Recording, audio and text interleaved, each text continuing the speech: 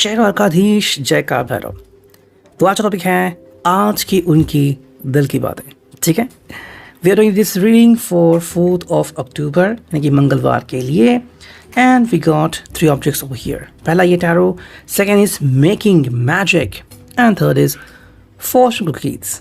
ठीक है, तो चलो देखते हैं हमें क्या रीडिंग मिलती है। Let's connect to it. पहले करते हैं कार्ड्स की shuffling. Here we go. And हमें चुनने हैं सिर्फ 5 कार्ड्स।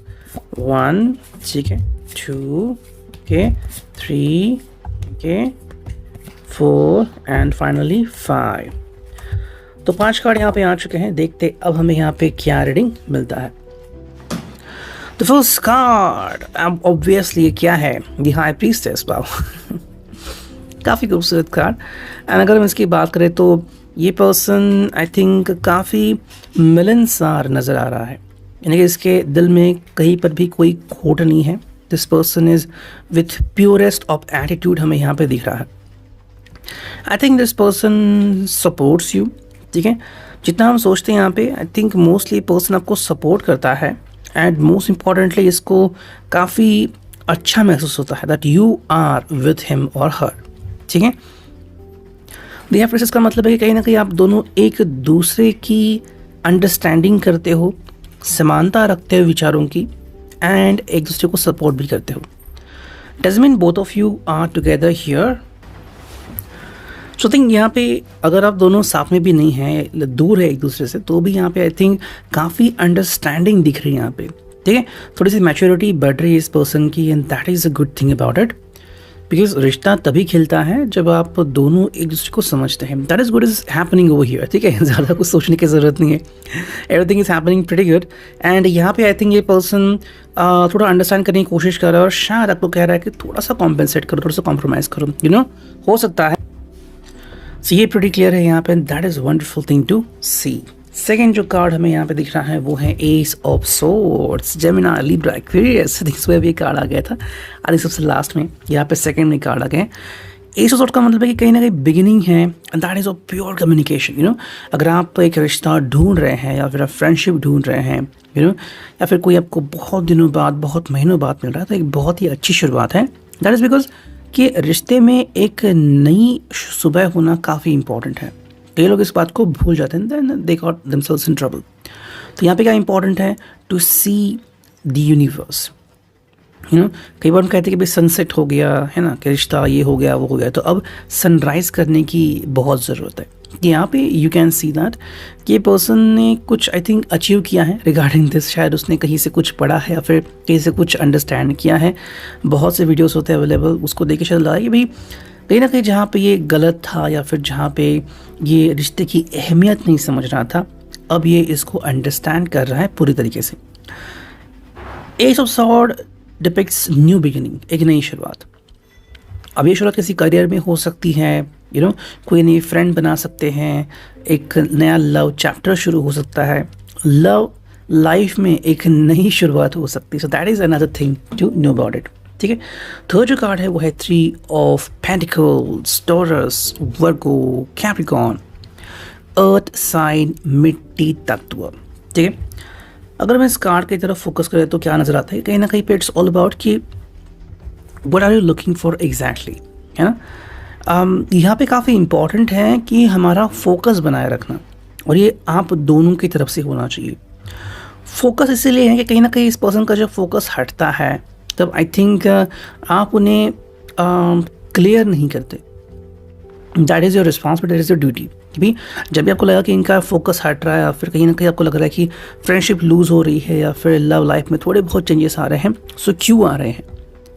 क्या ये कोई चीज़ सही नहीं कर रहे हैं, या फिर क्या इनसे कोई गलती हो रही है? अगर हो रही है then it's your responsibility to tell them कि भाई आपसे गलती हो रही है। अगर वो बुरा मानते हैं, इसका मतलब है कि ये पर्सन का ईगो बहुत है, और आगे चल के इस रिश्ते में आपको कोई भी यू नो अच्छी चीज़ें नहीं दिखाई देंगी, बिकॉज इनका ईगो ही सुप्रीम रहेगा।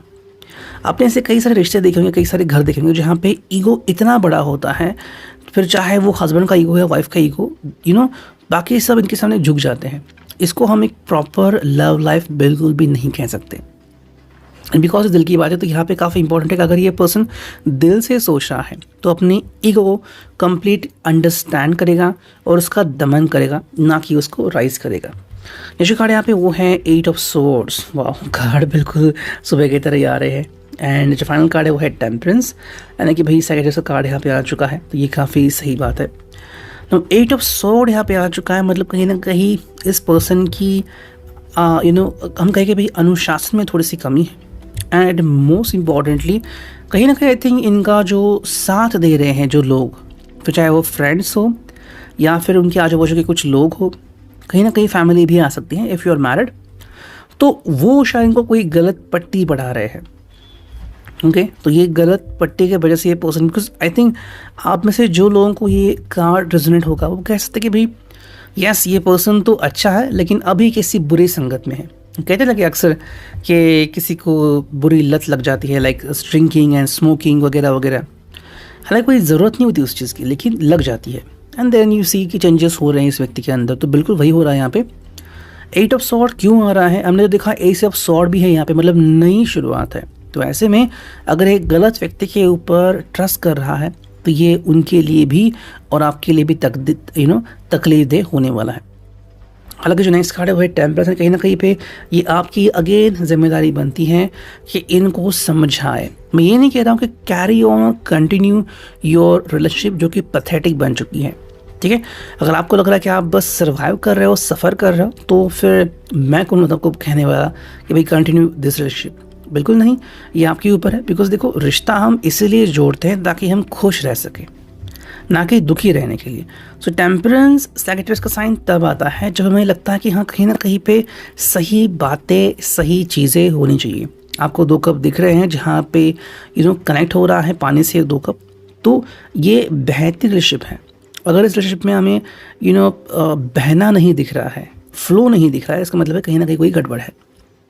सो अगर ऐसा कुछ हो रहा है, पॉसिबल है, आप इनको बताएं और ये अंडरस्टैंड करें।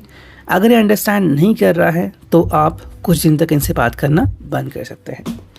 नेक्स्ट हम देखते हैं मेकिंग मैजिक से हमें क्या रीडिंग मिलती है। चलो करते हैं कार्ड्स की शफलिंग एंड चुनते हैं सिर्फ 3 कार्ड, 1 2 एंड 3, ठीक है। चलो हमने सिर्फ 3 ही कार्ड चुने हैं, देखते अब हमें क्या रीडिंग आती है। चलो सारे कार्ड अभी स्ट्रेट हो गए। पहला जो कार्ड है वो है self confidence. That is very important for both of you. कुछ लोग हमें मिलते हैं ना और कहते हैं कि ऐसा कहते हैं कि भाई आपका कॉन्फिडेंस बहुत कम है एंड लाइक और ऐसा जताते हैं कि if you are being with me और बीइंग विथ अस तो आपका कॉन्फिडेंस काफ़ी बढ़ जाएगा। Okay, I think you could have seen such kind of people in your life as well. तो अगर ऐसा कुछ हो रहा है इनके साथ तो ये गलत बात है। इस पर्सन को पहली बात तो अपने ऊपर पूरा विश्वास करना होगा that who the person is, है ना। सेकेंडली आप इनके साथ हो तो अगर इनका मोरल बूस्ट हो रहा है मतलब कहीं ना कहीं इम्पोर्टेंस आपको भी जाना चाहिए। अगर ये इन 2 बातों के ऊपर कनेक्ट कर रहे, कंटिन्यू कर रहे हैं तो इनको कोई तकलीफ नहीं होने वाली। सेकेंड जो कार्ड है यहाँ पे वो है God, earth as element of earth for grounding stability and strength. तो कहीं ना कहीं यहाँ पे स्ट्रेंथ की ज़रूरत है। मोस्ट इंपॉर्टेंट जैसे मैंने कहा ना कि हमें टैरो में कार्ड दिखा जो था कि भाई ग्राउंडिंग जैसे हम कहा कि भाई यहाँ पे ईगो इनका बढ़ा हुआ मिल गया, तो कहीं ना कहीं ईगो को कंट्रोल करने की बहुत ज़रूरत है। ये ईगो जो है वो बहुत डिफ़िकल्टी में लाता है इंसान को, और यहाँ पे हमें वही दिख रहा है। अर्थ का सिंबल है ग्राउंडिंग, हम सबके घर में अर्थिंग होती है, यानी कि भाई वो ग्राउंड से कनेक्ट होता है कि प्राइड इतनी भी ना बढ़े कि वो रिश्ते को ख़राब करे। तो वो बात हमें यहाँ पे दिखती है।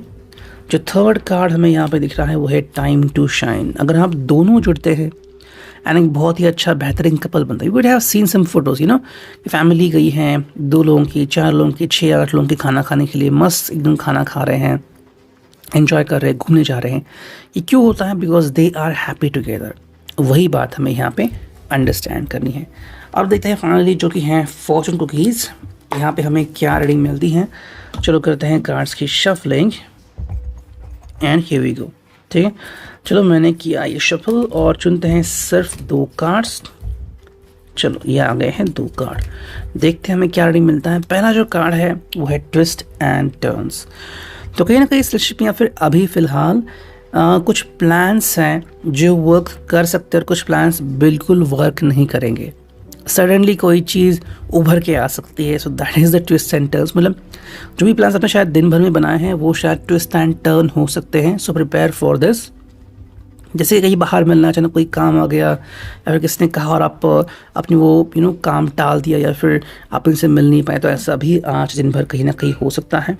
एंड जो सेकंड कार्ड है डिफ़िकल्ट टाइम्स, जो पूरी रीडिंग हमें देखने को मिली वो कहीं यही दर्शाता है कि कहीं ना कहीं पे किसी की डिफ़िकल्ट टाइमिंग शुरू है। चाहे आप इसे डेस्टिनी कहें, ग्रह तारे कहें, या फिर इसका एटीट्यूड कहें, गलत संगत कहें, वॉटेवर, इस डिफ़िकल्ट टाइम को आपको जाने देना होगा। एंड मोस्ट इम्पॉर्टेंटली जब भी ऐसा समय आता है अपने इमोशंस को कंट्रोल करें, फोल्ड करें, वरना इमोशन आग में घी की तरह काम करता है। ये था reading. I hope it will resonate. Thank you.